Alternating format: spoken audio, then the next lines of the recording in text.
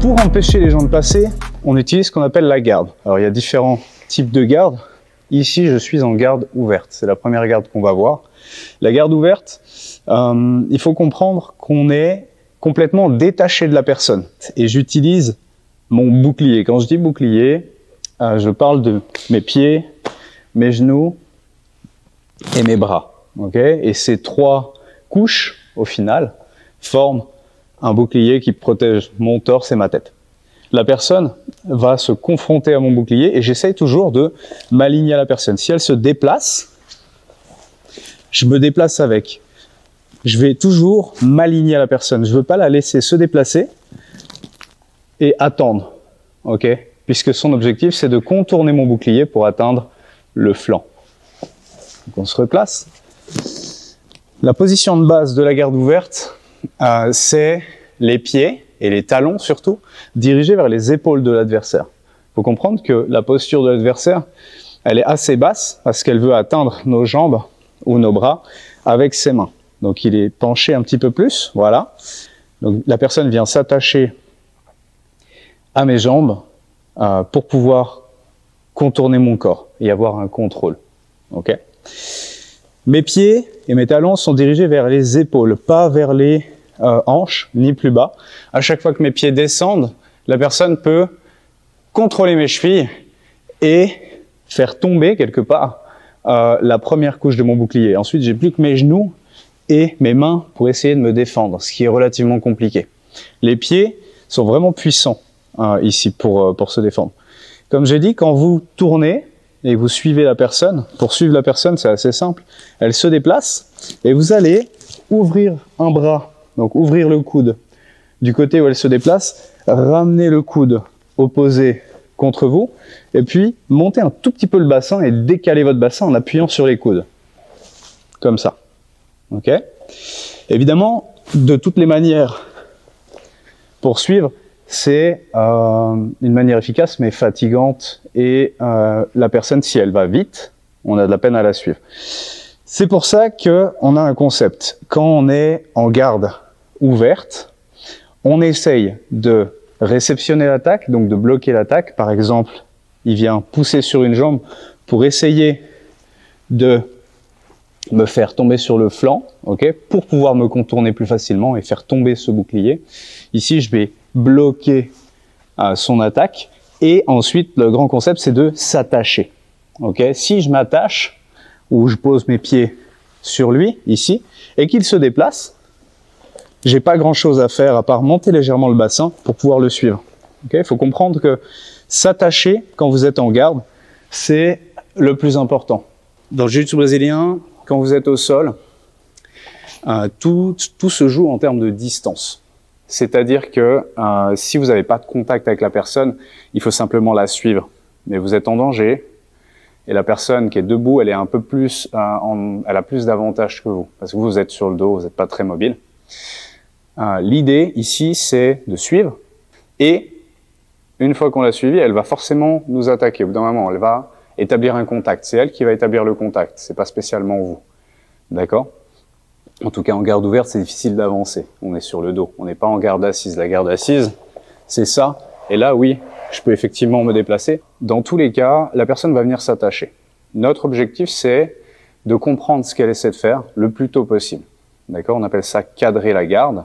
Cadrer la garde, c'est venir renforcer son bouclier. La garde, le bouclier, c'est des concepts un petit peu similaires pour pouvoir l'empêcher de nous attaquer. Donc, on bloque son attaque. On reconnaît ce qu'elle fait, on bloque son attaque. Et une fois qu'on a bloqué son attaque, le plus rapidement possible, on doit s'attacher à la personne. Si on ne s'attache pas, elle fait une autre attaque, elle se déplace, elle réessaye jusqu'à ce qu'elle y arrive. Et vous allez vous fatiguer, elle aussi, mais elle a plus de chances de réussir à faire quelque chose que vous.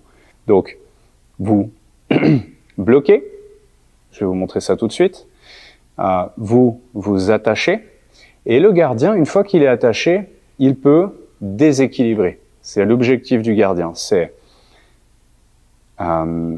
bloquer l'attaque, s'attacher, déséquilibrer pour renverser ou déséquilibrer pour attaquer la soumission directement.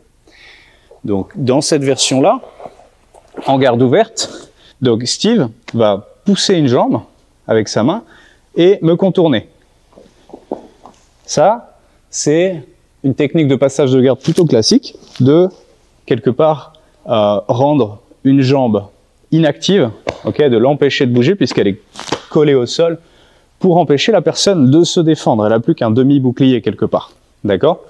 Donc, la première chose à comprendre, c'est au-delà de la posture que j'ai, c'est-à-dire les talons vers les épaules, la tête assez basse, je veux pas être trop haut, je veux pas avoir le dos rond, je veux plutôt me cambrer. Ok? Ça évite de me faire renverser, vous allez voir, c'est assez intéressant. Et une fois qu'on est là, je dois me concentrer sur ses bras, sur ce qu'il fait, où est-ce qu'il se déplace. Et à partir de là, il va faire ce qu'on vient de dire, donc pousser la jambe, et moi je vais cadrer. Quand je parle de cadre, je parle d'utiliser sa main et son bras là, comme support. Ok? Il peut pousser ce qu'il veut, pousse, pousse, pousse. Ok? Il pousse de toutes ses forces. Ça bouge pas. Ok? On appelle ça réceptionner l'attaque. Ok? Bloquer l'attaque. Une fois qu'on est là, on peut se repositionner. Parce que par exemple, il appuie, il va essayer de se déplacer en même temps. Ok? S'il fait ça, c'est compliqué si moi je bouge pas de le suivre. Donc je vais devoir ouvrir la jambe et replacer mon talon sur son bras. Ok? N'importe où sur le bras. Ça peut être sur, dans le creux du coude, ça peut être sur le biceps, sur l'épaule, sur le torse. Dans tous les cas, ici, il faut l'éloigner, tendre un tout petit peu la jambe, brièvement, ok, et se réaligner avec lui. On recommence. Donc, il pousse une jambe, je bloque. C'est le premier exercice à faire. Il faut comprendre comment attraper sa cuisse ici, donc sur le haut de la cuisse, juste en dessous du genou, serrer sa cuisse, être solide, rigidifier son poignet jusqu'au coude et poser son coude le meilleur endroit possible. S'il pousse légèrement par là, il faudrait idéalement que je remonte mon coude pour contrer la force qu'il est en train d'appliquer. D'accord? Si il pousse par là-bas et que je laisse mon coude là, j'arrive pas spécialement à tenir. D'accord? Il y a des petites astuces pour ça. Au-delà de vous tordre et de poser le coude, quand il pose la main sur une jambe et qu'il pousse, il faut tout de suite ouvrir la jambe.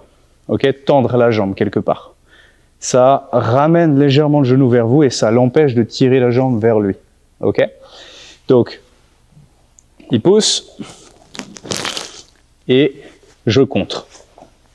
Il pousse de l'autre côté, boum, je contre. Si jamais vous rencontrez un adversaire qui vous empêche de placer le talon, ok, il pousse, je bloque, et quand je monte la jambe, il monte le coude. J'arrive pas à passer. C'est ici et seulement ici que vous passez la jambe à l'intérieur et que vous shootez.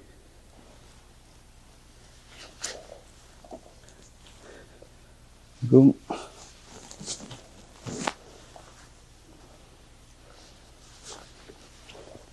Ok. Quand vous êtes en garde ouverte, attaché à la personne, c'est important de ne pas avoir les pieds à l'intérieur des bras. Qu'est-ce que j'entends par là? Par exemple, il m'attrape le pantalon avec ses deux mains. On va pas voir toutes les situations, évidemment, c'est pas le sujet. Le but, c'est que vous ayez un bon cadre et que vous puissiez suivre votre adversaire, le bloquer, en tout cas partiellement, et puis vous attacher. Si j'ai mes pieds à l'intérieur, il peut facilement lancer mes jambes d'un côté. Ok? S'il lance mes jambes d'un côté, bah, il fait tomber mon bouclier, il me reste qu'un tout petit bouclier, et il faut savoir qu'à chaque fois que vous utilisez vos mains pour cadrer, ok, on appelle ça cadrer, tout ça, le fait de l'empêcher de venir, c'est le signe que vous avez fait une erreur. Ok, vous n'êtes pas dans une bonne position. Il arrive sur le côté, vas-y, passe. Et je suis en train de le retenir, de retenir tout son poids avec mes mains, ici. C'est pas, je peux pas rester indéfiniment ici, il va falloir que je me replace. D'où l'intérêt de contrer avec les pieds, d'utiliser ses pieds contre les bras, le buste ou le bassin pour se réaligner et ne pas avoir à utiliser ses mains. Ok, on va montrer comment s'attacher maintenant. Donc je bloque l'attaque, puis je m'attache. Il y a différentes manières de faire. Ok, une manière assez simple de faire, c'est il pousse, je bloque, ok, et quand il pousse fort, il va s'avancer légèrement. Ok, j'attrape le col qui maintenant est à ma disposition. S'il est un peu plus loin, Je peux aussi bloquer et avancer pour aller chercher le col. Okay? Ici, s'il me contrôle l'autre jambe, et seulement s'il me contrôle l'autre jambe, je vais marcher sur le biceps et pousser. Mais je veux rester attaché à lui. Okay? Je vais en profiter maintenant, même s'il continue de pousser, pour ouvrir ma jambe, lâcher mon cadre et attraper sa manche en spider grip. Souvenez-vous, le spider grip, on fait un ourlet en enfonçant ses doigts et on passe tous les doigts à l'extérieur. Okay? Donc, je mets mon cadre, je l'enlève, hop, et là je vais shooter pendant que je tire, okay? Pour lui faire lâcher la prise, parce que potentiellement, au lieu de juste de pousser ma jambe, il vient de saisir le pantalon. Okay? Une fois que je suis là, je peux poser mon pied sur le bassin, l'autre pied sur le bassin, le ramener vers moi. Je suis en garde col-manche. J'ai changé de garde, mais je me suis attaché. Je suis passé au final de cette garde ouverte à cette garde, voilà, col-manche. Okay, la garde col-manche qui permet de faire plein de trucs sympas. Par exemple, de déséquilibrer, d'attaquer le triangle ou la clé de bras directement. Donc, je la remonte, il m'attaque, je bloque, je m'attache, je pose le pied sur le bras ou sur le bassin, j'attrape la manche, je shoot et je pose mon pied sur le bassin. Okay? Une fois que je suis là, je peux me déplacer, placer un crochet de la rive ici, par exemple. La colle-manche permet de faire des renversements très faciles par rapport à d'autres gardes. Et puis voilà.